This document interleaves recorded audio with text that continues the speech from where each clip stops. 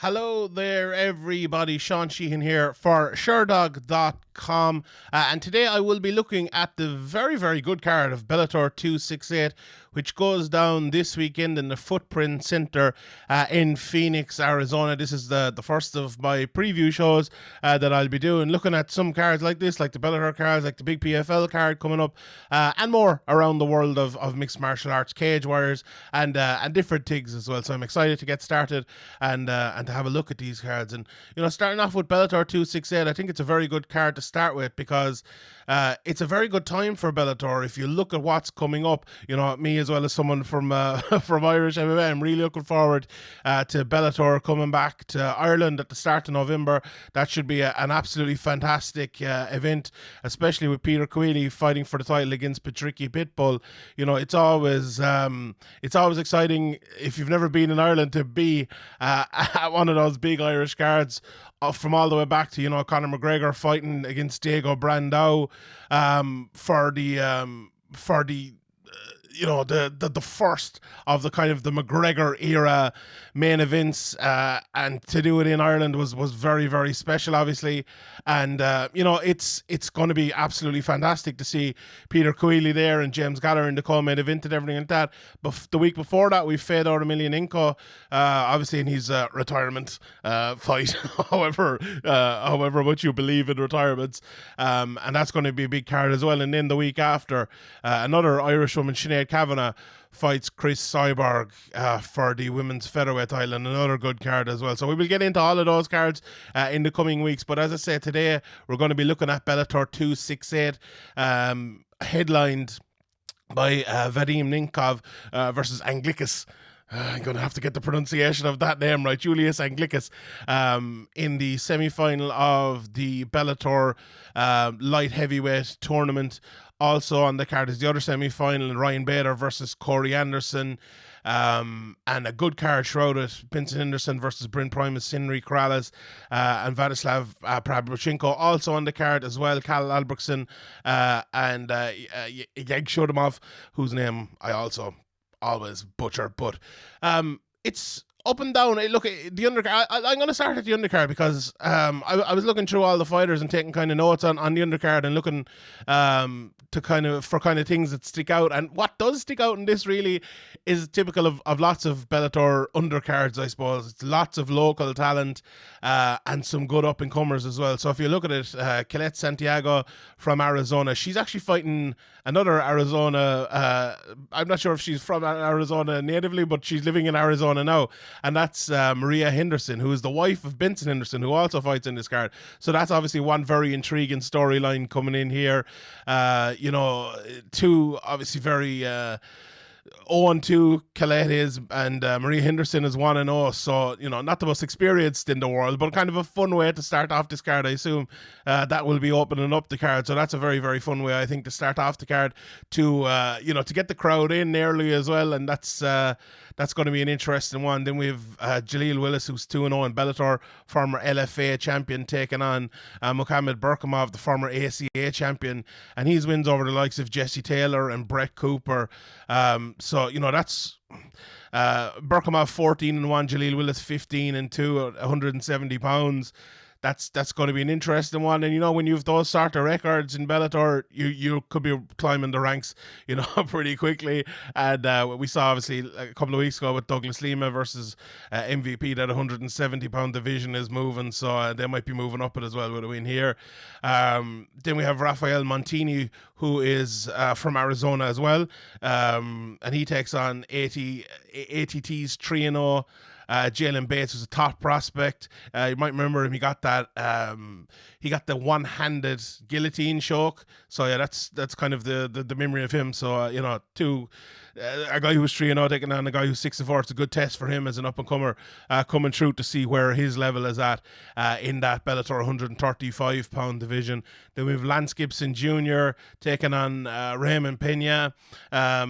Ray Pena, obviously out of Arizona as well. So in every fight so far, I think there's been an Arizona native. Lance Gibson Jr., obviously the son of Lance Gibson, but Julia Budd's stepson as well. I remember the last fight where he fought in Bellator. She was in his corner. And I think was she fighting the same night, and maybe she wasn't, but she, you know, that was kind of a big thing at the time as well.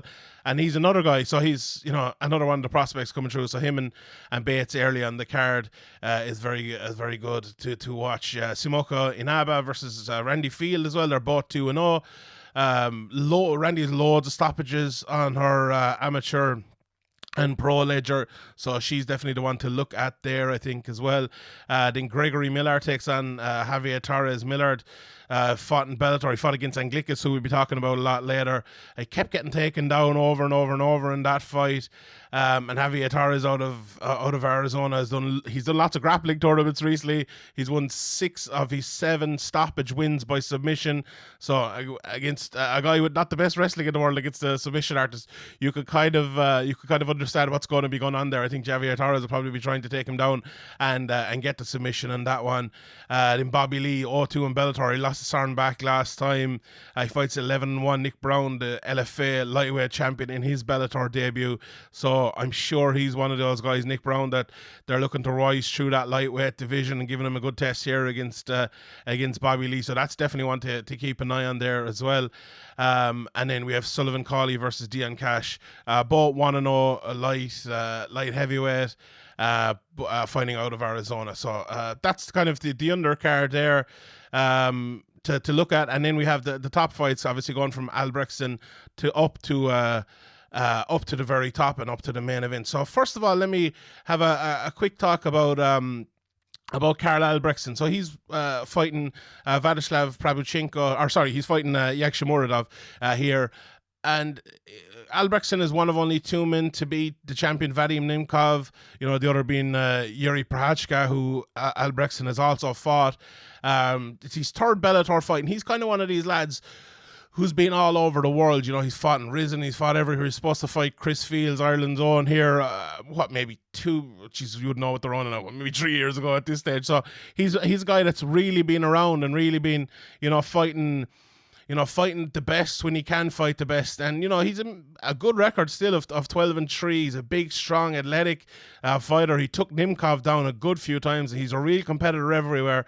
And if you, like someone like that in the 205-pound division, who is a competitor, an athlete, and can fight everywhere, you're going to see them having success, you know, without a shadow of a doubt, because you don't have that many. We know in MMA, whether it's light heavyweight or heavyweight, you don't have that many people of the bigger variety, and I can say that as well myself. Maybe not with the athleticism, but, you know, with that athleticism and with that ability. So someone who does have that will go probably a little bit longer or go a little bit further even than most. And I think Albrektsson, he's one of those guys that I feel like if he could get settled somewhere and if he could get into like a winning, maybe not a winning mentality, but a winning run, I think he could be a guy that surprises people. And in a place like Bellator as well, where you will get fights like this and you will get opportunities and you have a win over the champion, that's a very, very big thing. And, you know, he's fighting someone, Yagshimuradov. He fought Corey Henderson last time out. He got taken apart on the ground, really. He was good at landing counters, but he got hurt against Corey because he kept getting taken down, you know, or the counters hurt him even because he kept getting taken down. You know, he's throwing wheel kicks. He throws lots of big, you know, outlandish kind of shots, and it kind of makes him tired. And if you look at a guy like Albrektsson, he's a bit similar, but he also kind of has that he has that kind of the clinch and pull you to the ground part of his game, which will help his cardio and which will help him throughout the length of this fight in over 3 rounds. I feel like this is going to be a really fun fight. I think both lads are going to be coming out here and they're just going to be kind of throwing it down. If you're Karl Albrektsson and you've watched that last fight with Corey Anderson against Yagshimuradov, I think your game plan has to be to take him down. You know, your game plan has to be thinking about let Yagshimuradov kind of come to you a little bit, because he will try to throw those counters. Let him come to you, and then try to, you know, dip under something, get the takedown, or just push him against the cage, pull him down, tire him out a little bit even for a round, and then on the ground, I think Albrektsson is very good. Now, Yagshimuradov is no joke either, but I don't know, the betting odds aren't out yet. Actually, I'll have a betting show as well coming up here on Sherdog.com and in the coming days, and this might be one of the ones I have a look at the bets at, but I want to see the betting line first. The bet lines aren't out, as I mentioned. But this is an interesting fight and a very, very fun one to kind of round out the prelim section of the card, which is, you know, lots of local talent to Arizona, and it's pretty good. So the main card then, before we get into fight by fight, I think it's one of those ones, right? When a Bellator comes here to Ireland, I'm sure if there's people listening to this from Arizona or wherever you are, and they come to your local town, you want to see. First of all, you want to see a couple of good fights. You want to see the locals on the undercard, but you also kind of want to see names on the card as well, and fights that matter. You know, that was a big issue, I think, here for fights that came to Ireland. You know, you had fights that really weren't moving guys into the next level, that weren't, you know, we didn't have any title fights. We didn't have any, you know, number one contender fights. It was just, it felt like there was... It felt like there was good fights, but it was missing something. And now, obviously, with the Ireland card, we have the title fight and probably possibly a number one contender fight as well. So that's changing a little bit for this one. But on this card here, I feel like you've lots of that, because you have the Benson Henderson versus Brent Primus, the names. You know, you have the two former champions, obviously Brent Primus in is it Primus or Primus? I can never get it right. But in Bellator, and then you've Benson Henderson, you know, the long time UFC lightweight champion as well. And then you have the tournament, you know, and obviously with the title fight in that, and with the two semi-finals. So there's kind of double meaning to the main event, and there's very much meaning to the co-main event as well. And then you've, I think, a very fun fight between Henry Corrales versus Parubchenko as well. So, like, all in all, Bellator cards a lot of the time, they're there for criticism, and you know, in future I'm sure I will criticize them a bit, but this one really, there isn't much to criticize about it. It's a really fun card, a really good card with lots of meaning, and you know, one that you will be tuning in for. I think it's a bit of an earlier card as well, so that's even better as well. So let's start here, and we look at the opening fight on the main card, which is Vladyslav Parubchenko versus Henry Corrales. Henry Corrales obviously training out of Arizona as well. He fought Darrion Caldwell in a very similar kind of matter. So if you watch Parubchenko, right?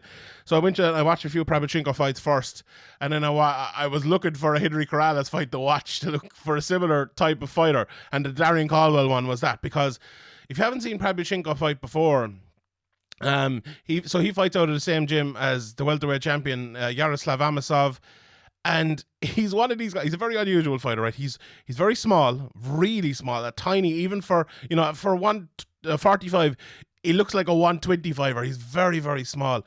He doesn't throw any punches, and he just goes for takedowns all the time. He just waits and waits and waits and waits for you. And watching the Henry Corrales versus Caldwell fight, it was a similar enough fight where the two of them, you know, if you saw the fight at the weekend, the main event in the UFC, Mackenzie Dern against Rodriguez, for the first round, they kind of waited and waited and waited and waited for the other person almost to do something before they sprang into action first. And I feel like that's the way Parubchenko fights all the time, and that's the way Corrales versus Caldwell was, but very, very momentarily. He just couldn't wait, Corrales. You know, we've seen him throughout the years. I was reading the Bellator press release there, and they were calling him a kind of a knockout artist in that, and it was like, you could kind of see it, that he was not patient enough to wait, to not give Caldwell an opportunity. And if you're fighting Parubchenko and you give him an opportunity, he will take you down, because his wrestling is really, really good. And it only takes one opportunity. So the problem with that as well is Corrales, when he did get taken down against Caldwell and he got back up, so at the start he wasn't patient enough. You know, he didn't wait, he didn't pick his shot at the right time. He came in, Caldwell wanted him to come in, and he took him down. Then when it got back to the feet, he was too patient. You know, he wasn't throwing any shots, and they were kind of just walking around each other. And at that stage, Caldwell was winning the fight. You know, so you have to find, I think, a happy medium for someone like Henry Corrales between throwing your shots and waiting to throw your shots, you know. And I suppose that's very much easier said than done by me sitting here, you know, talking into a fucking microphone. And especially against a guy like Parubchenko, because he brings a different sort of thing as well, in that I honestly, if you go back and watch a couple of his fights, he's a very, very, very, very unique fighter, in that he throws, and I said earlier, he doesn't throw shots, and I stand by that, but he throws shots and like pulls out of him halfway all the time. Just all the time. Like he'd throw a punch and he'd be like, oh, and then expect you to move and then go for a takedown. Or he'll throw a kick and he holds it in the air. Like Tim Elliott at the weekend was kind of just holding it and like walking forward like a fucking, I don't know, an ostrich or something. I don't know what he was doing. But Parubchenko just does that all the time, but in like do you ever see like someone fainting and they throw like right in front of you but not with kind of full power? He's like throwing a half feint just to like draw you out. And I'm not sure what Keenan Corrales does. I assume he goes back and watches tape and he's can't watch tape and everything like that. But if he's one of those people who doesn't watch tape, I imagine this would be a big problem. If he does, it'll actually be a big benefit to him, I think, because when someone does that, I'm sure, like, I maybe I'm not smart enough now to find ways around it, but I'm sure there are ways to find ways around it. When you know someone is not going to punch you, you can hit them in a way that you're not giving them the big opportunity to take you down like they want, while also being able to get out. So maybe for Corrales here, just one shot and get away. Like as he comes in, jab him. You know you're not going to get hit back, and then circle around and move away and don't get caught in that takedown. I think, as I said, the fine balance between patience and throwing too many shots or not too many shots necessarily, but throwing shots at the wrong time is what Corrales needs. And if he can find that here, I think he'll win. But if he can't, I think he'll probably get taken down. Parubchenko's, all he wants to do is wrestle, and he's very good on top, and he's very good at kind of staying on top more than anything else, and he's some good ground and pound as well. But yeah, that's definitely, I think, the key. Look, you could call it a striker versus wrestler. I think it's a wrestler versus a mixed martial artist more than anything else. I've watched a good bit of Parubchenko, but it's an intriguing fight for me, and one I'm very much looking forward to. So yeah, let's see how that one goes. Let's talk a little bit about Benson Henderson versus Brent Primus. So it's funny, Brent Primus, I kind of had to look at it twice here. He's fighting for the second time in 3 months. He usually only fights once a year, 11 fights. Primus, he's been around for, I think, for 10, 11 years. It'll be interesting to see how that works out for him, we've often talked about Cowboy Cerrone before when he's fighting every 3 to 4 weeks, or maybe every 2 months. It's good for him. And then when he's a long time out, it's probably not the best thing in the world for him. And we'll see how that works out for a guy like Primus who's not used to it. When you look at Primus, sometimes you think of him like he looks like kind of an old school wrestle boxer, but he has that in his back pocket. But I think he's more of like a jiu-jitsu boxer, and because he comes in and he throws these big shots, and he's there to be taken down at all times. But when he does get down, he just attacks with submissions continuously, just non-stop. We saw him, was it Tim Wilde he got the go plat on, which is absolutely fantastic. I remember that night it was on in England, I think, so it was a normal time here for me in Ireland. So I think I was out on the 21st or something, and I came back in and I was like, someone has won my go plat and I missed it, fuck's sake. So it was one of them. And he does it all the time, watching a couple of his fights. Even what fight was I watching? The Michael Chandler, the latest Michael Chandler fight. He was trying to triangle him. He was trying to get arm bars from the bottom and everything like that. And it's look, it's a dangerous and a good thing to have and to be active and even just to get out. But he doesn't really try to get out. He tries to get the submissions, which is an unusual thing, I suppose, in mixed martial arts these days. Jiu-jitsu isn't as prevalent as it once was as an attacking, finishing force. It's still obviously used a lot defensively, but to see someone with that kind of open, wide guard is more unusual, I suppose, than it would have been a few years ago. And to do it at the level where he's been doing it at, where he's obviously won the title and been fighting for titles, is very very interesting. But Benson Henderson then is he's won UFC title fights by submission, submitting obviously Anthony Pettis with that armbar from the bottom as well. So maybe if it gets into a jiu-jitsu match, this will be interesting. As I mentioned earlier, his wife is fighting as well, so that's probably the first thing to mention here. That what difference is that going to make? I spoke on my podcast over in Severe MMA at the weekend about Mackenzie Dern and how her having her I think it's her daughter, I think, around. I don't think that benefited her necessarily. I think it was the same for Max Holloway, Matt Holloway, when he had his son cage fight. He kind of mentioned it after, and you've seen people talk about, their brothers on the card or something like that, and they get knocked out beforehand or something, and it just doesn't make him feel great. Now, conversely, maybe if his wife goes out and wins, it'll make him feel great. So maybe it'll work in his favor. But I feel like, and I hear that it's not just me, it's something I've kind of ripped from other sports, and I think about when I'm talking about these sort of things. Like you see I think basketball players do it, and it's over here in the Premier League, they do it, they kind of come in their suits or in their kind of their matching outfits, let's say, the teams, because they're ready for work. You're putting on your suit, you're going into work, you have your briefcase, you're getting ready to work. You get into that mindset kind of for war. And if Benson Henderson, he's there and he's spending half the night kind of worrying about his wife fighting, which is absolutely naturally, she'd be doing the same the other way around, or whoever, if you're your brother or your sister or whoever fighting on the card, it'd be the same. So that is just one piece of kind of the intrigue, I suppose, or maybe not the intrigue, but like one part of the game for Benson Henderson. But on his game itself, obviously we know Benson throughout the years. He's always kind of been a flowy fighter. Some people probably would have criticized him, but not the biggest puncher or finisher in the world, although he has finishes, as I mentioned, in title fights. But it feels like his last two fights, he's been trying to force it a little bit more and being a little bit less flowy. I was actually at his, 3 fights ago, he fought in Ireland against, who was it he fought? Miles Jury.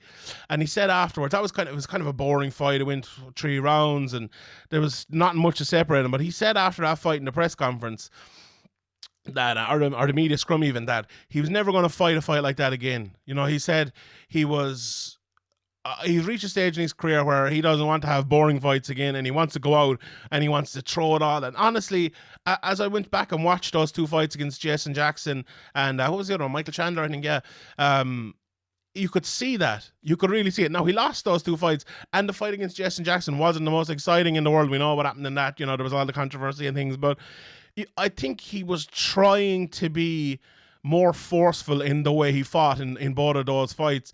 He was gripping onto takedowns, and Jason was there throwing, against Jason Jackson, and he was throwing very raw power against. I've never seen Benson Henderson throw the sort of raw power he was throwing against Michael Chandler. He was throwing like big shots. I was watching Tyson Fury at the weekend against Wilder, and he came out in the second fight against Wilder, but the first win against Wilder with a completely different style, attacking. And Benson Henderson, maybe it's a shocking thing for me to say here, and maybe people didn't realize it. And I didn't realize it until probably my third watch back of it and thinking about what he had said. He was coming out and he was throwing more shots. And I wonder at this stage of his career, is he just saying like, screw it, I'm just going to come out here and I'm going to make fun fights. I'm going to try to get big knockouts. I'm going to bring it to the person, and it doesn't really matter to me. And we'll see against Primus, because if this fight happened 4 years ago, right, I would kind of say this is probably going to be a boring fight.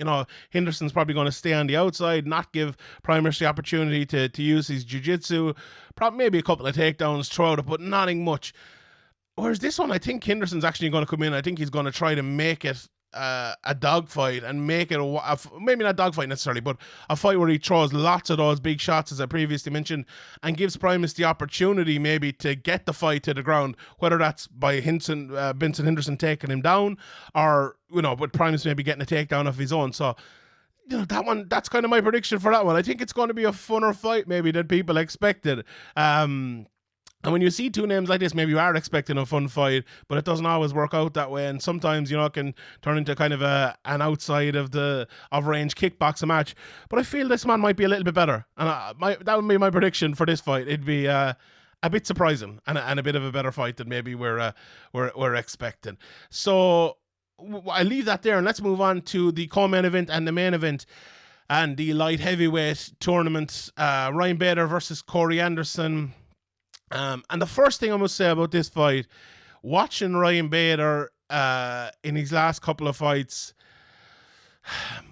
I wonder, is he looking a little bit old? Like that would be my only thing about Bader. He met Nemkov in the middle, and he tried to fire with him a little bit like the kind of the Anderson versus Yagshimuradov fight, where I mentioned Yagshimuradov was throwing all those big shots, and Anderson was kind of countered him when he was fighting off the back foot a little bit. We'll get into Anderson more again in a second, but as I said, Bader is getting a little bit older. He tried to fight, I think, a speed game with Nemkov, and he was beaten to the punch in that fight. And when you're fighting someone like Henderson, that's a tough one, because as I mentioned with the Yagshimuradov fight, that was that sort of fight, where someone was beating someone to the punch, and he just was first. I wonder in this fight if Benson if Ryan Bader tries to impose his wrestling a bit more. He did take Nemkov down in that fight, and he was able to get on top.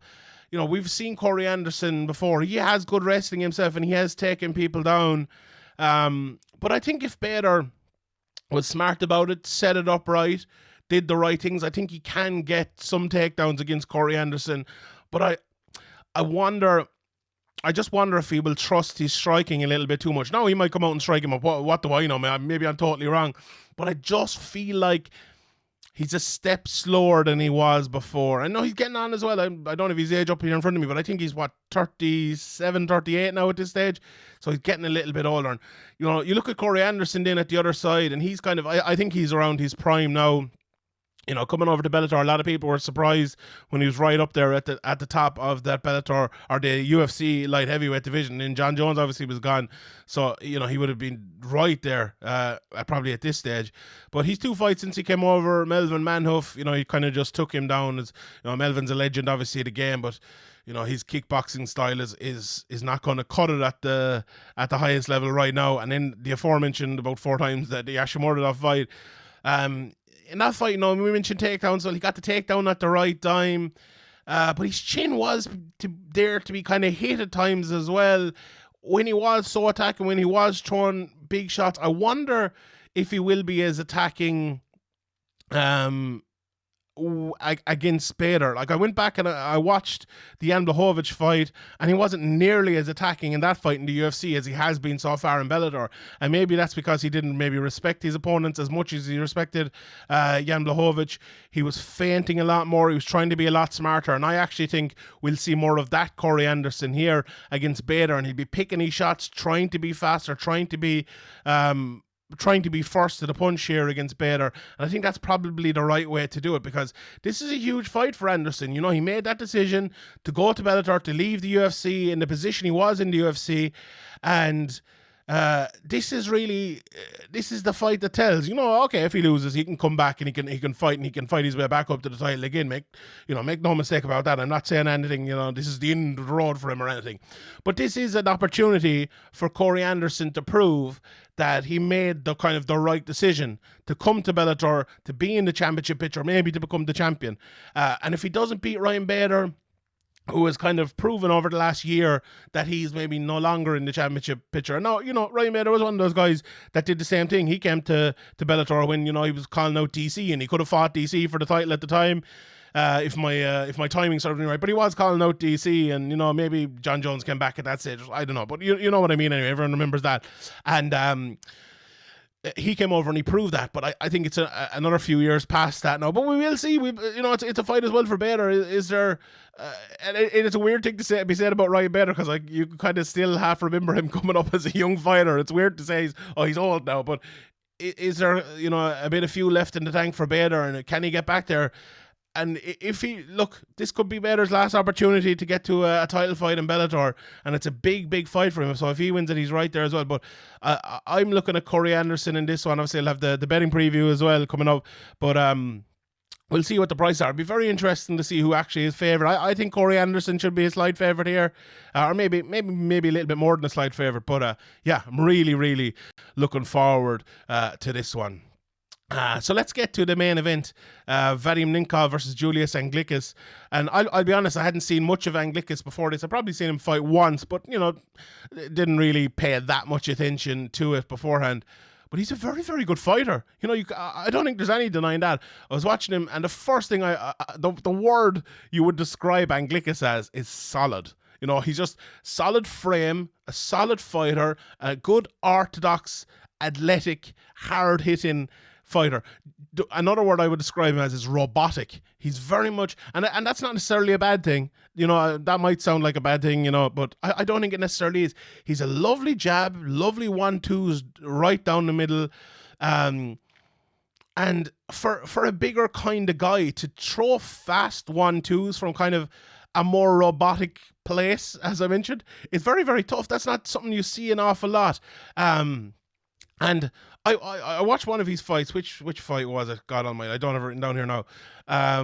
But it was his last fight anyway, or one of his last two fights. And the Millard fight was the other one. So you watch one of the fights, right? And you see him, and he looks like a kickboxer. He's doing nothing but jabbing right down through the middle, throwing a few leg kicks and things like that. And then he comes out against Millard. I think it was in the fight before. And he's like double legging people. You see the introduction is like they're calling him a wrestler and everything like that. And I was like, oh well. What does that prove? What does that show? That shows that we have a well-rounded guy here, with a good record of 10-1. And he was able to take Miller down with such ease, but not. It was easy because he timed it so well. Double leg takedowns in the middle of the cage are very, very rare these days in MMA. Lots of times we see people pushing their opponent against the cage and pulling them down and taking them down there. So when you see someone like Anglickas double-legging someone in the middle of the cage, you know that he is at kind of a level where he kind of has something special in that part of his game, and you can evidently see that. And then on top, controlled with ground and pound. He was one of those guys where they push the elbow into the face and just make it nasty. You love to see that. You really do. Getting to the top level. People who can make it tough on you, just make it hard on you. It's a frightening prospect for someone as big and strong and kind of technically good as him. So very, very impressed by Anglickas watching the tape on him. The biggest thing I would say from him, right, is if you're looking at him, okay, first of all, looking at him himself, fighting Jordan Young, he had a lot of leg kicks. And when someone is, kind of standing in the middle and throwing jabs down the middle, that is an issue. You're going to eat leg kicks. We saw Nemkov, he throws, not a lot of leg kicks, but he throws a few leg kicks. I would think as well Nemkov is probably a little bit quicker than him. I've said, and when I mean quicker, maybe not necessarily quicker to the punch or quicker at throwing those 1-2s down the middle as Anglickas does, but I think quicker on the feet. He moves around a little bit better, probably throws combinations a little bit better as well in terms of like multiple punch combinations. Wins, he beats Phil Davis twice, knocked out Ryan Bader. He dealt with the pressure of Bader very well by throwing 3 to 5 punches, kind of. And I think it's a very similar thing that will be needed against Anglickas, because Anglickas will push forward, he will pressure. What Nemkov showed as well, that he was very, very fast, and he showed against Bader, who was fighting at heavyweight before and kind of was coming back down and was maybe bigger than he once was. I think that'll be a benefit for him as well against Anglickas, who fights with a little bit of a slower pace, can throw fast as I mentioned, but is more robotic and is a little bit slower, and he will have to deal with that pace and he will have to deal with that kind of those shots down the middle. But I think he will try to outpace him. Now, over 5 rounds, if he doesn't put Anglickas out of there, that's a tough game plan to keep going for 5 rounds. And if you look at it, Bader took him down, Albrektsson took him down. Can Anglickas take him down? I think that'd be a big thing as well, and it could be something that changes the fight. He has, a few takedowns himself. He took down, was it Carvalho? I was watching the fight, and he'll do that if he needs. He's won that fight by rear naked choke in the Albrektsson fight as well. And this was a long time ago, and it was in a ring as well, so maybe we can write it off a little bit. But he did show he had good transitions in that fight. He did get taken down, but he landed on top a good few times as well. He's shown in fights that he will take a shot to counter. He's very fearless jab and a right hand, and he has that finishing ability as well. So in this fight, I could see a jabbing battle playing out, and is it maybe going to be the accuracy and the kind of the staunch stand in the middle of the cage ability from Anglickas, or is it going to be maybe the speed and power of Nemkov? It's hard to know, but Anglickas to me looks really powerful, but there's a different sort of level of power when you get to the likes of Nemkov, who is at the very, very top. So most people, and I'm sure when the betting odds come out, this will be Nemkov being a big, big favourite here. And look, I think he will probably win the fight as well. But I think Anglickas has a squeak here. I think he has a chance. And, you know, I'm not just previewing this card as, you know, this is not Bellator PR right here, but watching these fights, look, some people, you watch their fights and they think, right, they're a good fighter, but they have these big flaws and they're going to get exposed. Watching Anglickas, you just think he's a good fighter, really. You just think there's too much there for him to not have a chance against anyone in the world fighting at that weight class. Now, it might be a little bit early for him, a little bit of short notice as well. That's definitely a thing. And he's fighting someone, a fantastic fighter like Nemkov. Make absolutely no mistake about that.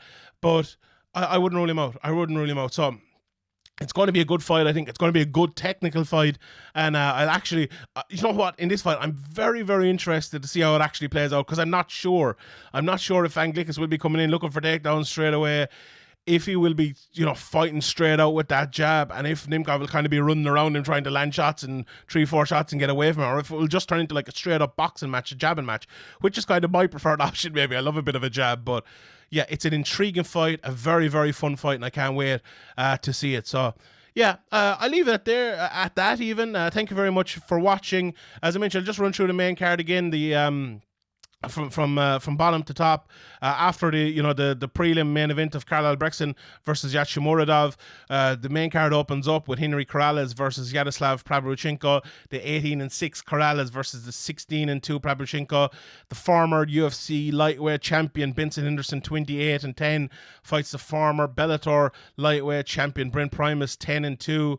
Ryan Bader, former multiple weight champion, 28-6, fights Corey Anderson, the longtime contender across promotions, of 15-5, and the Bellator Light-Heavyweight Champion Vadim Nemkov, 14-2, fights the challenger on short notice Julius Anglickas at 10-1.